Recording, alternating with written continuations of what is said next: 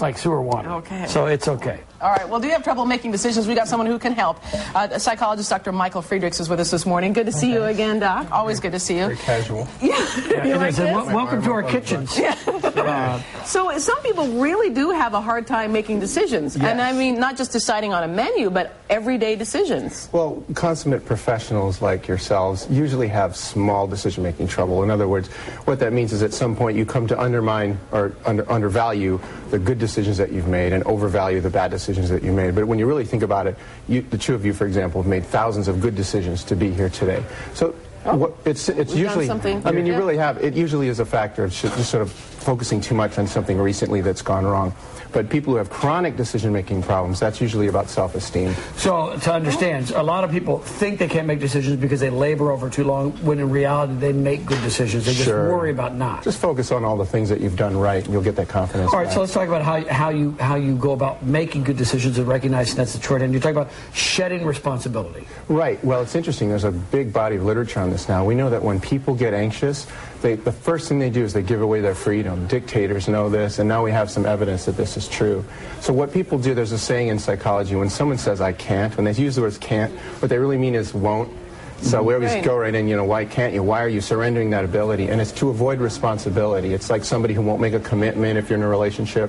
It's to avoid making a big decision that requires that you take responsibility in case it goes wrong. Well, sometimes you don't want to make the decision because if it ends up being the wrong decision, then you're worried what other people are going to think. Absolutely, and that is the conundrum. This is the key here to breaking through this. People think that if they avoid making, first of all, they think if they make that one decision, if they say yes to option A, they have to say no by default to 1,000 other things, and that's often true.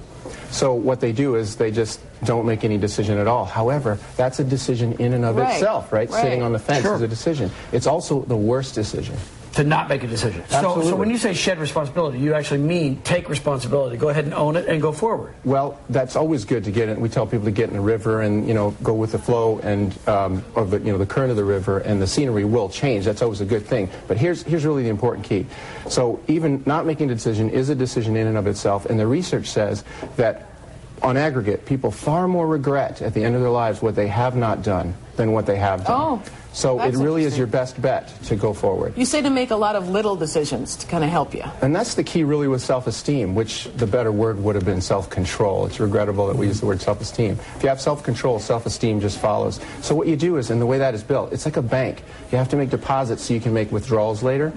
So you have to make lots of tiny little good choices, like your diet and your exercise and your life. And those things tend to build on themselves so that later on, like professional decision makers, if you look back, they make lots of good little decisions on a daily basis. And talking about letting every part of you speak up. Well, what do you mean by that? Well, we have a number of techniques to help people make decisions, but one of them is what I call the 5-hat technique. And you want to bring your right brain and your left brain together. You know, people who make emotional decisions and that are sorry later, or people who are too rational.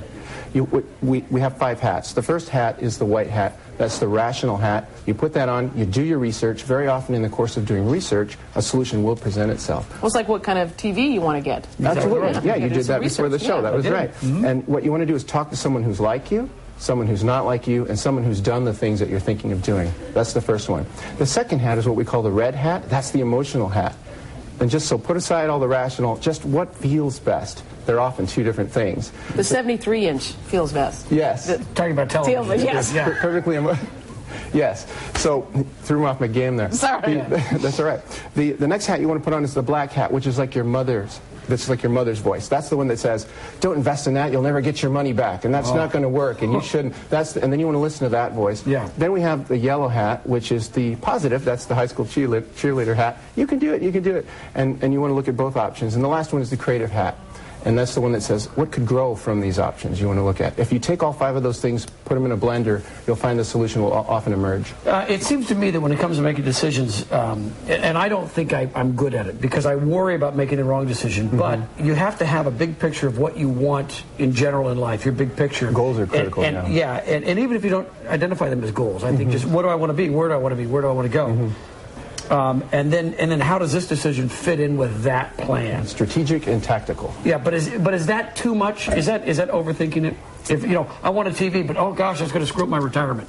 You know what I mean? Can you overthink it? One of the things that really provided a lot of clarity here was I worked in nursing homes for years, and I talked to a lot of elderly people, and they never talk about being sad about what they did. It's always, I wish I had done this or that, and you got to always keep that in mind. If you want that TV, get it. I think you should buy it today. Okay. There you go. Wow. Doctor, thank you so much. We're going to put the information on our website along with the information on how folks can get a hold of you as well. It's 503-274-0996. And we're glad you made the decision to come in today. Appreciate it very much. All right, now stick around because later in the show, we're going to give you a little tour of Standard TV and Appliance, our home for the morning, and some of the coolest kitchen gadgets available. Stick around.